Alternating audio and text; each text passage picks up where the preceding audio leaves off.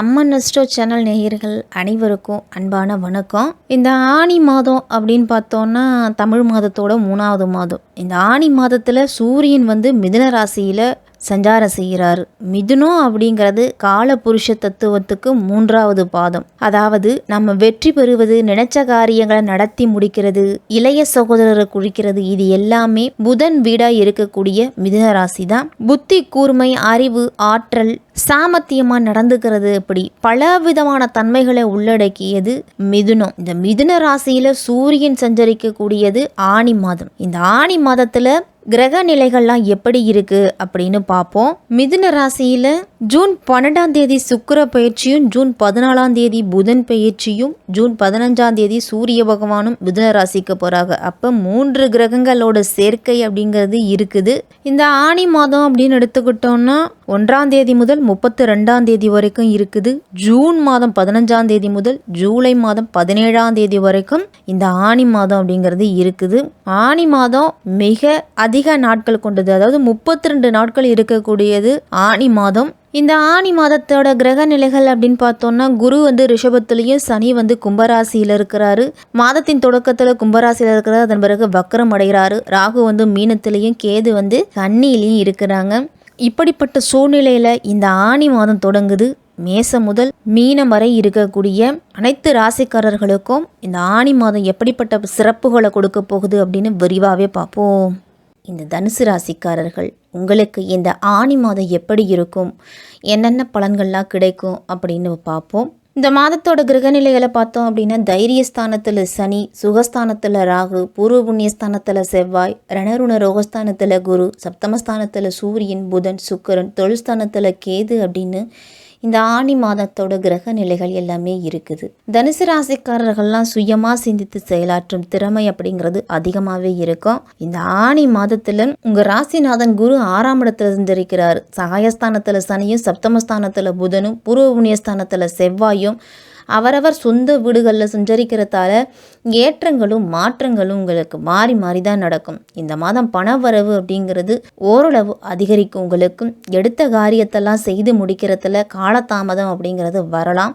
கொடுத்த வாக்கை நீங்கள் காப்பாற்றுறதுக்கு மிகவும் பாடுபடுவீங்க.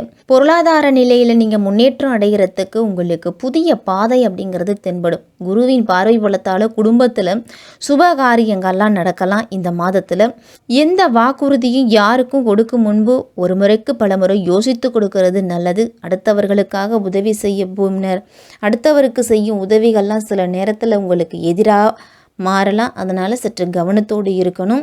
ஆனி மாதம் 5ஆம் தேதியே கும்பராசியில் சனி வக்கரம் அடைகிறாரு. ராசிக்கு தனாதிபதியாகவும் சகாயஸ்தானாதிபதியாகவும் இருக்கக்கூடியவர் சனி. அவர் வக்கரம் பெறுவதால் எந்த காரியத்தையும் யோசித்து செய்யணும், இல்லைன்னா பிரச்சனைகள் அப்படிங்கிறது வரலாம், இழப்புகள் வரும். வருமானம் திருப்திகரமாக உங்களுக்கு இருந்தாலும் தனுசு ராசிக்காரர்களுக்கு விரயங்கள் அப்படிங்கிறது இருந்துக்கிட்டே இருக்கும். சகோதரர்களை எல்லாரையுமே நீங்கள் அனுசரித்து போகணும். குடும்பத்தில் இருக்கிறவர்களால் ஒரு சில பிரச்சனைகள் அப்படிங்கிறது மாறி மாறி வந்துக்கிட்டே இருக்கும். கொடுக்கல் வாங்கலெல்லாம் கூடுதல் கவனத்தோடு இருக்கணும். கொடுக்கல் வாங்கலெல்லாம் செய்யும் பொழுது குறித்து வச்சுக்கணும், இல்லைனா ஏமாத்துறதுக்கு வாய்ப்பு அப்படிங்கிறது அதிகம் இருக்குது. இந்த மாதத்தில் தனுசு ராசிக்காரர்லாம் ஒரு சிலருக்கு நீண்ட தூரத்திற்கான இடம் மாறுதல் அப்படிங்கிறது வரும். சனிக்கிழமை தோறும் விரதம் இருந்து சனிக்கவசம் பாடி சனி பகவானை வழிபட்டுட்டு வாங்க. தொழில் வியாபாரம் மந்தமாக இருந்தாலும் பழைய பாக்கிகள்லாம் உங்களுக்கு வசூலாவது ஓரளவு ஆறுதலை கொடுக்கும். புதிய ஆர்டர்கள் கிடைக்கிறதுலாம் தொழிலில் தாமதம் அப்படிங்கிறது வரும். உத்தியோகத்தில் இருக்கவங்களாம் மிக மிக கவனமாக தங்களுடைய பணிகளை எல்லாத்தையும் கவனிச்சுட்டு வர்றது நல்லது. சக பணியாளர்களையும் முடிஞ்ச வரைக்கும் மேலதிகாரிகளையும் அனுசரித்து போங்க. கடகராசிக்கு புதன் ஆனி மாதம் 12ஆம் தேதியே போகிறாரு. அஷ்டமஸ்தானத்தில் புதன் மறையும் பொழுது மறைஞ்ச புதனால் நிறைஞ்ச தனலாபம் உண்டு அப்படின்னு சொல்லலாம். பிள்ளைகளோட எதிர்காலத்துக்காக ஒரு சில திட்டங்களை எல்லாத்தையும் வகுப்பீங்க. நீண்ட நாட்களாக வராமல் இருந்த பாக்கி தொகை அப்படிங்கிறது கைக்கு சேரும். உத்தியோகத்தை பொறுத்த வரைக்கும் மேலதிகாரிகள்லாம் உங்களுக்கு ஒரு சில நுணுக்கங்களை கற்றுக் கொடுப்பாங்க. அவர்களுடைய சொல்படியும் அவர்களுடைய பேச்சை கேட்டும் நீங்கள் நடந்துக்கிட்டீங்க அப்படின்னா உத்தியோகத்தில் பலவிதமான முன்னேற்றம் அப்படிங்கிறது உண்டு உங்களுக்கு. கடகராசிக்கு சுக்கிரன் ஆனி மாதம் 23ஆம் தேதியே போகிறாரு. 6க்கு அதிபதி சுக்கிரன் 8ஆம் இடத்துல வரும் பொழுது உங்களுக்கு நல்ல சம்பவம் அப்படிங்கிறது நடக்க போகுது. இல்லத்தில் உங்கள் ராசிநாதன் குருவுக்கு சுக்கிரன் பகக்கிரகம் அப்படிங்கிறதால கெட்டவன் கெட்டிடில் கிட்டிடு ராஜயோகம் அப்படிங்கிறதுக்கு ஏற்ப எதிர்பாராத நல்ல திருப்பம் அப்படிங்கிறது தனுசு ராசிக்காரர்களுக்கெல்லாம் உண்டு. உத்தியோகத்திலெல்லாம் இதுவரைக்கும் சலுகைகள் கேட்டும் கிடைக்காம இருந்திருக்கும். இனிமேல் அது உங்களுக்கு கிடைக்க போகுது. வீடு கட்டுவது, வாகனம் வாங்குவது, இதுக்கெல்லாம் கடனுக்காக வங்கிகளில் விண்ணப்பிச்சிருந்தீங்க அப்படின்னா இந்த மாதத்தில் அது கைகூடி வரும். குடும்பத்தில் இருப்பவர்களோடு முடிஞ்ச வரைக்கும் வாக்குவாதத்தில் ஈடுபடாமல் இருங்க. கணவன் மனைவிக்கு இடையெல்லாம் மன மகிழ்ச்சி அப்படிங்கிறது, குடும்பத்தில் ஒற்றுமையும் மகிழ்ச்சியும் இருக்கிறதுக்கு அனைவரையும் அனுசரித்து போகணும்.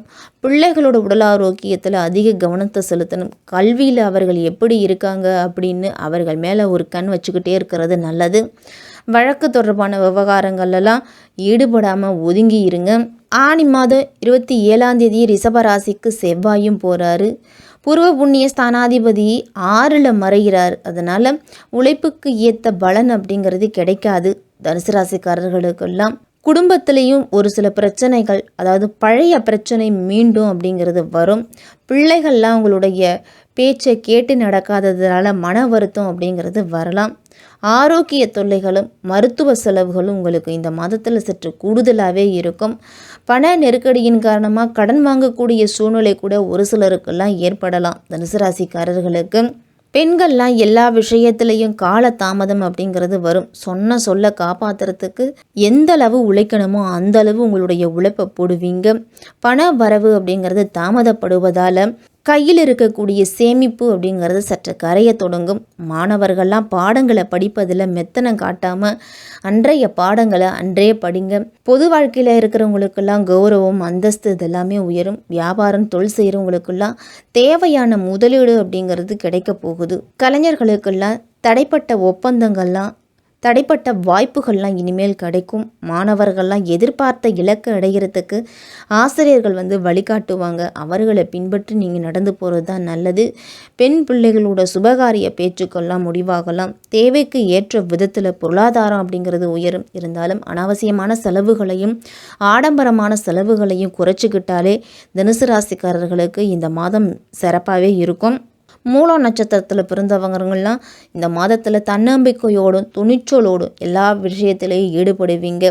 எதிர்பாராத செலவு வந்தாலும் இரவு பகலாக உழைச்சி நீங்கள் முன்னேறி தான் போகணும். அடுத்தவர் வேலையையும் தானே செய்ய வேண்டிய சூழ்நிலை அப்படிங்கிறது வேலை செய்யக்கூடிய இடத்துல வரலாம். இருந்தாலும் அதனால் உங்களுக்கு ஆதாயம் அப்படிங்கிறது இரட்டிப்பாக கிடைக்கும். வரவேண்டிய பணம் இழுபறியாக இருந்தாலும் கடைசி நேரத்தில் வந்து சேரும். அரசியல்வாதிகளுக்கெல்லாம் மேலிடத்திலிருந்து ஒரு சந்தோஷமான செய்தி இந்த ஆனி மாதத்தில் கிடைக்க போகுது. தொண்டர்கள்லாம் உங்களுடைய சொல்படி நடந்துக்கிறதால மனமகிழ்ச்சி அடைவீங்க. பூராடம் நட்சத்திரத்தில் பிறந்தவங்களுக்கெல்லாம் கல்வியில் நல்ல முன்னேற்றம் காணுறதுக்கு மாணவர்கள்லாம் கடுமையாக உழைக்கணும். கல்விக்கான செலவு அப்படிங்கிறது சற்று கூடுதலாகவே இருக்கும். கொடுத்த வேலையை சரியான நேரத்தில் செஞ்சு கொடுத்து நல்ல பெயர் அப்படிங்கிறது எடுப்பீங்க. பல விதத்துலேயும் உங்களுக்கு வருமானம் வரும். இருந்தாலும் சுப செலவுகளால் உங்களுக்கு பண வரவு அப்படிங்கிறது கரையத் தொடங்கும். நீண்ட நாட்களாக இழுவறியாக இருந்துட்டு இருந்த காரியம் ஒன்று இந்த மாதத்தில் நடந்து முடிய போகுது. போராட நட்சத்திரத்தில் பிறந்தவங்களுக்கெல்லாம், உத்திராடம் 1ஆம் பாதத்தில் இருக்கிறவங்களுக்கெல்லாம் தொழில் வியாபாரத்தில் வேகமான முன்னேற்றம் அப்படிங்கிறது இருக்காது. ஒரு மெத்தன போக்கு அப்படிங்கிறது தான் இருக்கும். சரக்குகளெல்லாம் வாடிக்கையாளர்களுக்கு அனுப்பும் பொழுது கூடுதல் கவனத்தோடும் பாதுகாப்போடும் அனுப்பணும். உத்தியோகத்தில் இருக்கிறவங்கெல்லாம் மற்றவர்களை நம்பி எந்த பொறுப்புகளையும் ஒப்படைக்காமல் இருக்கிறது தான் நல்லது. எதையும் செய்து முடிக்கும் சாமர்த்தியம் அப்படிங்கிறது இந்த மாதத்தில் கிடைக்கும். வெளியூர் பயணம்லாம் சென்று வருவீங்க. ஆன்மீகத்தில் நாட்டம் அப்படிங்கிறது அதிகமாகவே இருக்கும். வியாழக்கிழமை தோறும் குரு பகவானை வழிபட்டுட்டு வாங்க. மனதில் அமைதியும் காரிய வெற்றியும் உங்களுக்கு கிடைக்கும். நவகிரகத்தில் இருக்கக்கூடிய ராகு கேதுக்களை வழிபட்டுட்டு வந்தீங்க அப்படின்னா அவர்களால் ஏற்படக்கூடிய தாக்கம் அப்படிங்கிறது குறையும். வளர்பிறை அஷ்டமியில் கால பைரவரை வழங்கிட்டு வந்தீங்க அப்படின்னா உங்களுக்கு தைரியமும் தன்னம்பிக்கையும் அதிகமாகவே கிடைக்கும். தனுசு ராசிக்காரர்களுக்கு இந்த மாதம்